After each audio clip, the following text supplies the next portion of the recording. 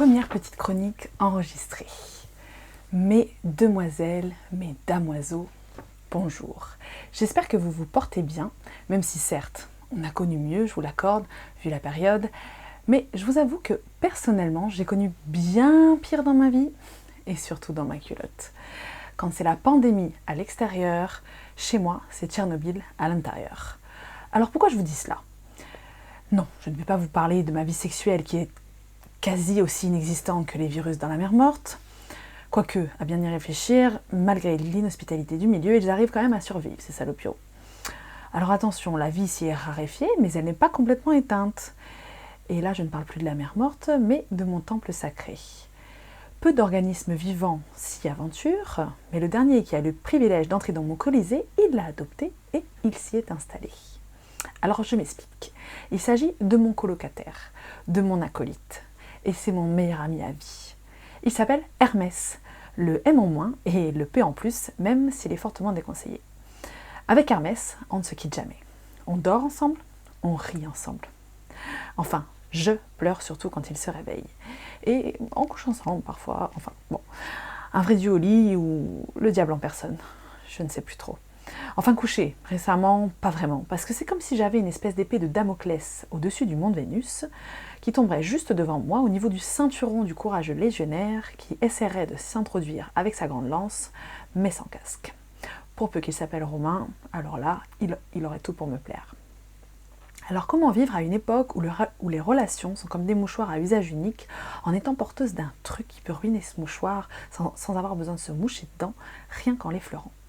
Eh bien, on devient mineur, ou plutôt des mineurs. Alors non, je vous rassure, je reste dans la légalité, je n'adresse pas les moins de 18 ans, bien qu'à la grande époque d'Hermès, c'était plutôt bien vu. Mais aujourd'hui, ça reste quand même assez compliqué de toucher un jeune public sans finir en prison. Donc je voulais dire qu'on creuse quoi, on apprend à se connaître, à se découvrir vraiment. Parce que je pense que le prochain colosse de Rhodes qui aura l'honneur de redécouvrir la fameuse grotte de Lascaux, ce sera soit mon futur mari, qui voudra bien prendre tous les risques avec moi, pour le meilleur et pour le pire comme on dit, surtout pour le pire d'ailleurs, ou bien un sadomaso qui veut se gratter le membre en chou-fleur pour le restant de sa vie. Et oui, ce n'est pas parce qu'il n'est pas mortel qu'il ne faut pas s'en méfier comme de la peste. Même si elle, niveau mortalité, elle dépasse largement les records actuels. J'ai d'ailleurs appris par ma sœur, qui a fait de grandes études en biologie-biochimie et qui a travaillé pour un grand groupe français en tant qu'ingénieur de recherche et plus récemment comme chef d'équipe au rayon poissonnerie de Leclerc, qu'on avait assez peu d'intérêt à développer un vaccin contre quelque chose qui ne fait pas mourir les gens. Eh bien oui, regardez, la grippe, elle tue. L'hépatite aussi. Le sida, ça dépend. En fait, plus vraiment. Tu meurs justement d'une petite grippette parce que ton système immunitaire est en vrac. Mais en soi, on ne meurt pas du sida, n'est-ce pas ? Eh bien c'est pareil avec l'herpès. Il t'achève d'un coup de glaive quand ton système immunitaire est en berne. Alors bon, vacciner pour des maladies mortelles, oui certes, mais est-ce qu'en plus de baisser la quantité de morts, on ne pourrait pas penser aussi à augmenter la qualité de vie ? Parce que clairement, bon, je ne vais pas prendre position sur les vaccins, leur utilité ou pas. Il y a quelqu'un qui m'a dit « Oui, tu sais, c'est une problématique complexe, tu pourras avoir l'air con. » Mais écoute, entre nous soit dit, comme diraient certains, je préfère avoir l'air con qu'avoir l'herpès. S'il y a des gens qui sont à la tête d'une équipe de chercheurs et non de poissonniers, si vous m'entendez, je vous précommande votre futur vaccin en cargaison pour tous mes prochains partenaires. Vous allez être riches, c'est moi qui vous le dis. Et oui, je suis prête à augmenter ma qualité de vie et ma quantité de pénis. Quand on y pense, il y a quand même entre 70 et 90% des gens sur cette planète qui ont l'herpès buccal. C'est à se demander comment on a fait des scores aussi élevés avec un truc aussi peu sexy. Bon, vous allez me dire, j'en connais outre-Atlantique qui se sont bien fait baiser. Ils présentaient bien à première vue et une fois à l'intérieur de la Maison Blanche, le Trump, il s'est réveillé et s'est révélé être la pire chose qui pouvait leur arriver.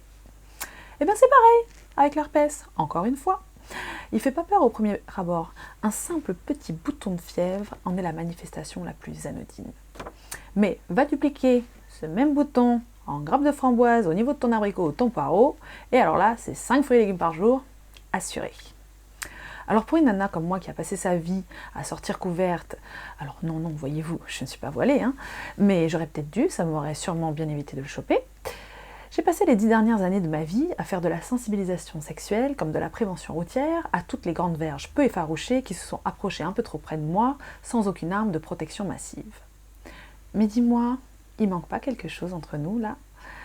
Ah oui, si, un peu de sentiment. Mais non, tête de linotte, une capote. Bon, parce que ok, je présente bien, je suis mignonne, j'ai pas de symptômes apparents sur le pubis, ni de pustules sur les lèvres, que ce soit en haut ni en bas, mais tu me connais pas. Peut-être que je me tape tout ce qui bouge, et ce qui bouge pas non plus d'ailleurs. Petite dédicace à un ami humoriste. Si ça se trouve, j'ai attrapé un gentil compagnon qui n'attend qu'une seule chose, c'est de pouvoir aller te déguster le poireau. Et quand je dis que la capote c'est le minimum, disons que ça assure le minimum syndical, à l'enfournage. Mais pour toute la préparation et le préchauffage, généralement on le fait sans protection, bah oui, c'est plus de sensations, et surtout, on ne se pose pas de questions. Alors j'ai découvert une nouvelle protection. Est-ce que vous connaissez la digue dentaire?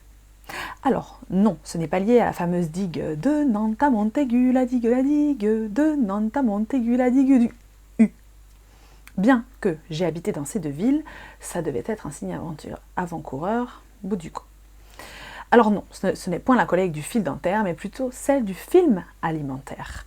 La digue dentaire, c'est un petit carré de latex, ou sans latex, pardon d'ailleurs, parce que sinon tu as aussi moyen de te choper une allergie à ta propre protection, ce serait couillon. Donc en somme, c'est un film plastique, comme le film étirable de cuisine, qui permet de n'avoir aucun contact avec les muqueuses, et c'est pour ainsi dire la seule barrière qui protège vraiment des IST bucco-génitales. Eh oui, c'est so sexy, je vous l'avais dit, sacrée saloperie. Bon, alors que pour que vous puissiez bien imprimer, je vais vous donner un dernier petit exemple très illustré. Qui a déjà goûté un morceau de viande avec du cellophane? Personne, parce que ça n'a pas de goût, pas d'odorat, pas de sensation, bref, plus de signe de vie, et donc aucun intérêt pour le goûteur comme pour les goûter. Alors, à moins de préférer le calme absolu ou d'être un peu nécrophile, je vois pas.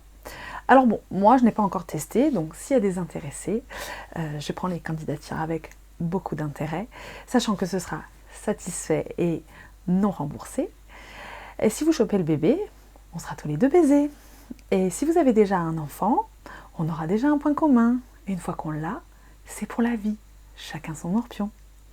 Spéciale dédicace à toutes celles et ceux qui ont eu ou auront le privilège de connaître les joies de l'herpès. J'ai pensé bien fort à vous et à vos charmantes lésions pour écrire cette chronique comme support de transmission. Et à défaut d'avoir pris du plaisir à m'écouter débiter mes joyeusetés, j'espère que vous retiendrez quelques belles images de la rabat-joie. Et pour conclure sur ma petite note philosophique, si ça n'arrive pas qu'à moi et que ça n'arrive pas qu'aux autres, peut-être qu'il faut continuer d'en parler pour éviter que ça arrive à tout le monde. Je vous remercie beaucoup pour votre attention et si vous voulez plus d'infos sur Hermès, mon meilleur ami adoré, j'en parle plus précisément dans mon premier sketch que je compte bien rejouer quand on aura déconfiné. À très bientôt les amis!